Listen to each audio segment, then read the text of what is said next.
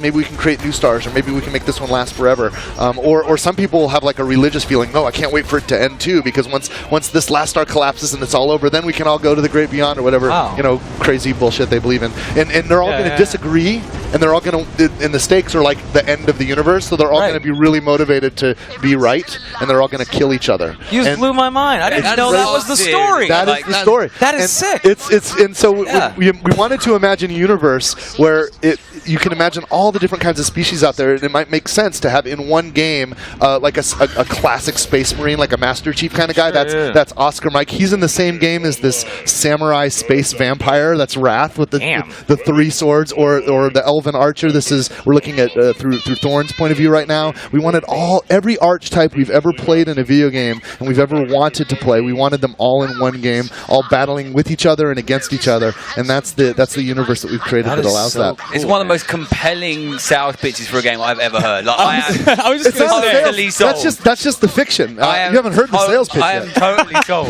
You said space and time. He's like space and time and the end of the universe, and everyone's coalescing on this one star that's left. I'm like, wow, man, I want to go to there. You know what's weird? When we first announced the game, we showed the PvP mode because we're really investing in a competitive gameplay with this because we haven't done that in a while, and it's so much fun for us. But what's awesome about the fiction is there's actually a deep story mode to it. We have a huge campaign. You can play it by yourself, or you can play it cooperatively. You know how much we love co-op games in Borderlands, right? Sure. And so we've really doubled down on that. So you can play solo, you can play cooperatively, and you'll play through all these chapters that all kind of fit together in this epic story in this universe that we've created. This is awesome. So do you think people will tend towards one character they'll play a lot, or they'll experiment more? How do you see? I think it depends. Some of us are snack boxers. Where we just kind of like, I want to try that guy. Okay, I'm going to try this guy next. I'm going to try this guy next. I'm going to try this guy next. And there's other people that just like, okay, I'm going to just hone in on this one guy, and I'm going to get so freaking good at playing this one character. And there's, because the Helix system allows, as you level up in the scenario,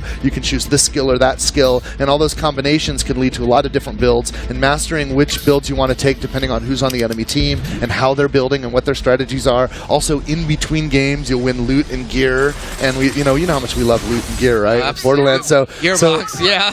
All the golden keys. Give me all the golden keys. Oh, I can't really talk about it yet, but we got big plans for Shift. Oh, and I'm going to be all over my Twitter. I'm still tweeting golden keys for I still take them all. I've got, I think, 120 golden keys. That's where they're all going. I hoard them. What? I hoard them.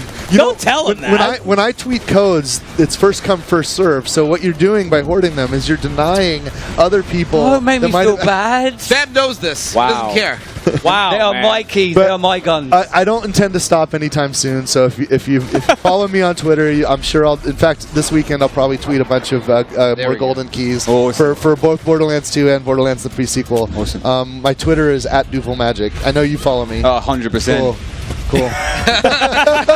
Is that the Into vampire? battle. No, That's her. That's Arendi. She's a witch, and she's freaking awesome. The full hand. So she uses like dark magic and shit, and she's got like this. She can make this column of dark energy. That's just. I love her ability to do AOE and to do a lot of. She does a lot of throughput. I kind of play her like an assassin.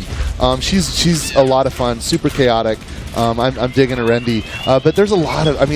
I'm kind of a person that'll sample characters before I figure out which one is for me, and so I've been playing around with. But I tend to get back to Arendi because I like doing damage. So you said you play her as an assassin, but you also mentioned earlier that you can actually choose your skills and you can actually load out different builds in your games. Can you play her as like a tank or support? Is there a lot of versatility? There's some support stuff with her. It's hard to get her tanky, but depending on the gear that you get, you can do it. But if you want to go tanky, I would recommend Montana. That guy's like, he's freaking massive. He's like, you could set. I'm 6'2". You can put 2 more of me on top of me, and it's probably about how tall Montana is. 18 and he's got a minigun. He's just buff. The other cool thing is he wants to soak up the damage. He actually gets benefits when he soaks up damage, and he can keep it from other people. So he's a good tank character. There's a number of good tanks. I think Caldarius has a lot of survivability. He's pretty nimble. He's kind of like a Gundam. So he has that, like what do you expect a Gundam to do? To have that side jet? You could auction off bulls, by the way. You know that? This guy could auction off farm animals. How do you do? Let me tell you something right now. We got Battleborn right here, and it's freaking awesome. And let me tell you, we got Arendi. Yeah. Yeah. That's a skill. That's badass. Keep going. I'm listening. I do live in Dallas. It's just a short. I'm listening, man. I knew you found my new calling. I'm going to go to Fort Worth. We're going to go to the rodeo, and we're going to sell that pig, baby. we're going to get that pig sold. All right, keep talking. I'm listening, man. Yeah, I don't know. What do you want to talk about? It's your show. Tell me what your favorite compilation is for a team. Who do you think owns? So when you're playing cooperatively or you're playing in a competitive match, team composition does matter. I think it's always good to have at least one healer on the team. I like Miko right now. He's like this mushroom guy, and he can take his head off. It's like a mushroom cap. I say he. It's not. I don't think Miko has a gender. I think he can just sort of reproduce himself. He has sex with himself. I don't know how it works. Asexuality, baby. He has no gender, but he can take his head off and throw it into the world, and you can build him in a way where that becomes a healing sphere, and you can do a lot of healing. He's got throughput. He can throw out these kunai and stuff, these little knives. But he's a good support class. I love Thorn. Because she's hyper agile, she's super maneuverable. But if you want to also have more throughput than Thorn has, because she's kind of a precision character with her bow, I think Phoebe is another good cast. That's actually Phoebe on screen right now with the swords that just swirl around, and she has a teleport, so she uses that for maneuverability. She can actually blink short distances. She's using a rapier too. Yeah, she can conjure these magical swords. She's really rad. You want at least one tank. Montana's strong. Cal is strong. There's a couple of tanks we haven't announced yet that I think are actually going to. Right now, they're kind of the current meta. They're not. I don't want to tease with stuff. You want to do a lot of characters. You want to do a lot of characters. How many? Yeah. Well, you want to spread. There's 5 per team, right? Right. So I think one good tank that's defensive that can absorb the damage. A maneuvering character. You need a couple of guys for throughput and one for support and for healing I meant how many different characters in the game. Oh, how many? You guys were ambitious. I remember seeing the list of you want to do like X number. I was like, wow. How many characters? So I don't know why we went this freaking bonkers.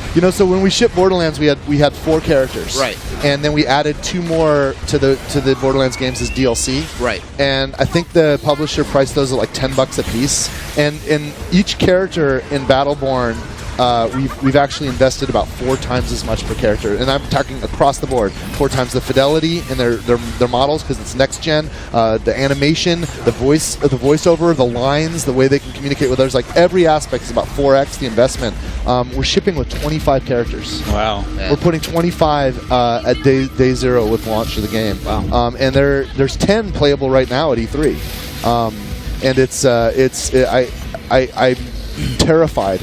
Because the amount of work involved and the amount of complexity with managing, because they don't just have their normal lines like, hey, I did something cool. They actually have conversations with the other characters. That's awesome. Different combinations. Awesome. Like there's different relationships between the characters, and when certain matchup happens, they talk with each other. It's it's crazy. That is very impressive. It's so cool.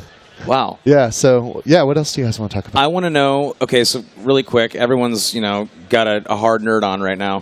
Where can they website, Twitter? Let's get the social stuff off. Okay. I think there's a website, right? It's What? Is it battleborn.com?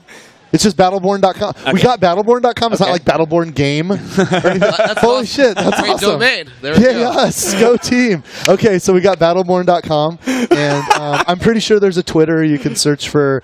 Probably just search for Battleborn. You'll find it. Yeah. If you follow Gearbox or you follow me, I retweet that stuff all the time. Pimp yourself too. What's that? Pimp yourself out. I'm at Duvel Magic. Follow this man's Twitter. Yeah, I give away stuff all the time. Yeah, my wife gives away games. You should follow her actually if you want to just get value out of follow Chris. Although she's the Nazi about if you are not cool, if you hassle other people, or if you're a jerk, she will just block the living shit out of you. Oh yeah, screw those people. Like, no tolerance. Yeah. Like if you're a troll, boom, you're gone. Nasty buggers. Her Twitter is @Christage.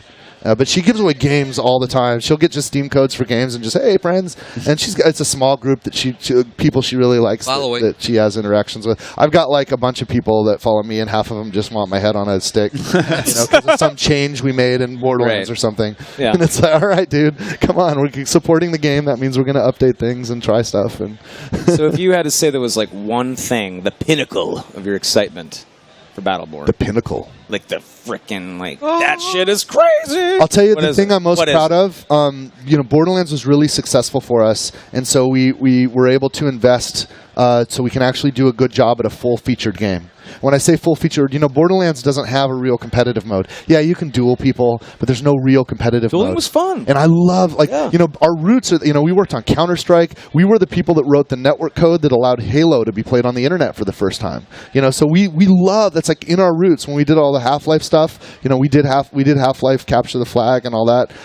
And that's part of our roots. And to be able to invest in doing a full-featured game that not only has a solo campaign story mode, a cooperative story mode that's the same story mode. It's not like you have a separate mode for co-op as you do for single player, but also to have a full-featured competitive game. And we're playing competitive matches every day at Gearbox. Soon we're going to, at some point, we'll announce, or hopefully announce, a beta.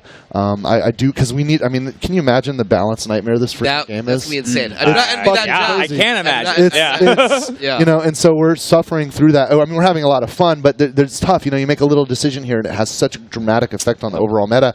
And but to go through that with ourselves internally, with our focus testers, and then eventually with the beta test, and then eventually go live, it's going to be really, really cool to see if we can actually get a true competitive platform with this. And it's been a while since we worked on one, so that's something I'm really proud of, is that it's a full-featured game. We're not just being safe with the thing that everybody trusts us for, which is the story mode and the campaign and the cooperative stuff that we do in Borderlands. We're kind of getting out of our comfort zone a little bit and trying something we really love. And the humor's going to stay. It's one of my favorite things about the Borderlands games is the humor and the references. So Aaron Lindy is writing this game, and that dude is...